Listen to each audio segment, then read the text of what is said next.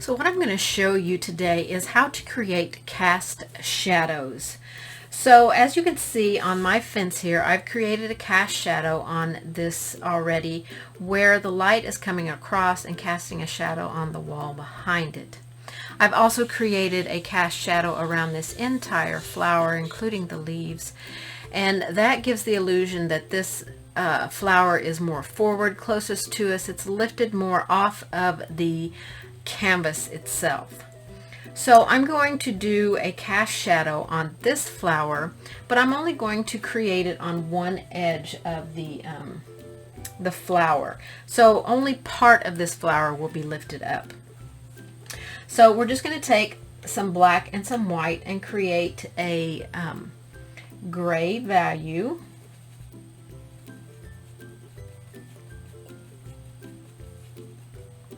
I'm going to mix a little bit of paint here so I can have enough to do this flower and the fence. And your gray can be medium to dark gray value. It's totally up to you.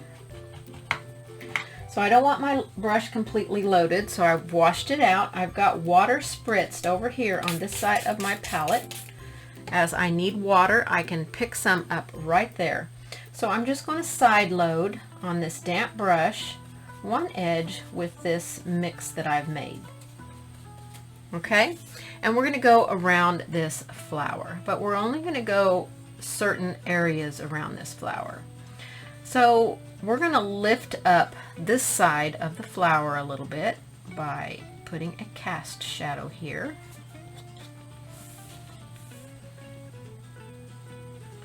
And now I'm not going to go on this edge, but I'm going to go along this one, if I can tell which side my paint is on my brush. Along this edge here. And you can come back and repeat this and get the value of as dark as you want. I would like for that to be a little bit darker. You see how that already looks lifted up? Try and stay off of my leaf there.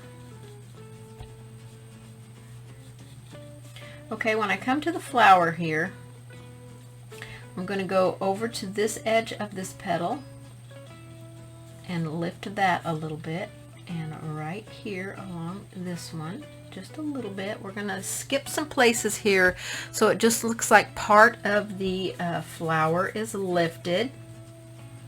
And then for this one right here, we can go along the bottom here, but you could also do a little bit up here. I'm going to go along the bottom, and that's going to make the majority of this side of the flower look lifted. If you want a little bit of lifting in some corners over here, you can tuck a little bit of your shadow color in these places, and it will give the illusion that you've got a little bit of lift on it right there as well. But this makes the flower look like this edge of it is lifted off of the canvas, but this is still even with the canvas. So depending on the look that you're going for will depend on where you put your shadow. Okay, let's move over to the fence. I'm going to completely load my brush, get some water and load it up. I like a sheer paint. Now with this fence, my light could be coming this way and projecting this onto the wall, or the light could be coming from this side and projecting down this way. So we're going to go down this way, and I'm going to try and miss my ball that I've created there. So I'm going to start with the angle that I want my fence post to be at, and I'm going to start on my fence posts. So this one right here, I don't want to really get it onto my ball, so I'm going to go around my ball, and hopefully this won't be too confusing for you. And that's a little bit crooked there. And then you'll just go in and add your areas across here. And that's how you get your cast shadow here. Okay, and then you'll do your grasses and shading and all that stuff, and that puts the shadow on the ground a little bit. you can go back against the wall this direction, and it's just the same thing. You just make your shadow of your post.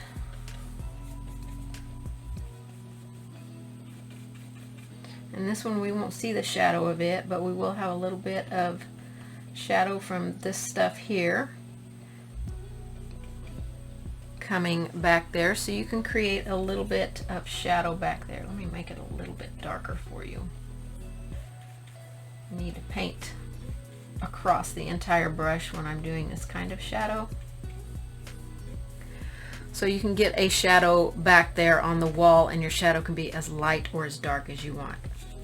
Now, when we're creating a shadow on a round object, that's a little bit different, because you're going to have a shadow down here that the light is coming from up here. I'll put a little bit more light up there so we can kind of tell that that's kind of where the light source is.